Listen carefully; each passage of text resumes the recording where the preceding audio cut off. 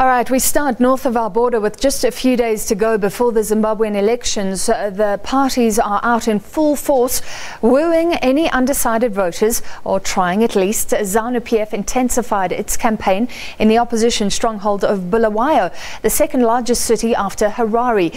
Citizens hope the country will be rebuilt. It holds its elections for the first time without its longtime leader, Robert Mugabe. Mugabe was ousted in November last year, paving the way for his deputy, Emmerson Mnangagwa, to take the reins. This is Bulawayo, the second largest city in Zimbabwe. The city has always been an opposition stronghold. It's produced many of the liberation fighters for Zimbabwe. But today, the ruling party, Zanu-PF, made its presence felt. They are doing the last-minute campaigns. Robert Mugabe is a candidate for the Bulawayo South constituency. He says he's prepared for a victory. As a whole nation, we're looking for change. So it wasn't possible to remove a former president, but it's happened. So it's nothing impossible to Zanu-PF to win Bulawayo province. But those who've been there before say they are monitoring events closely. I think the people of Zimbabwe are very clear this time around about what they want. In November last year, they had a demonstration where they demanded for a fresh start.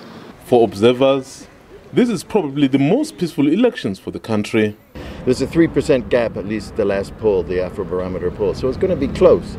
But it's peaceful. It's people are going about their business, and aside from the economic difficulties, I think people are fairly confident it's going to be a free and fair or credible election.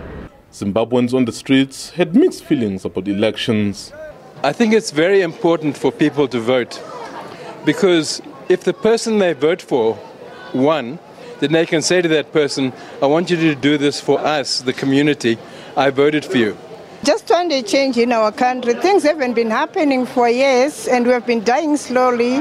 Divorces, especially like in our part, our husbands have gone outside the country for years. We want them to come back home. As the election day gets closer, Zimbabweans are hoping that this chapter will usher in a new era where all Zimbabweans will benefit and put the past behind them. They say the suffering has been too long. SABC News, Bulawayo, Zimbabwe.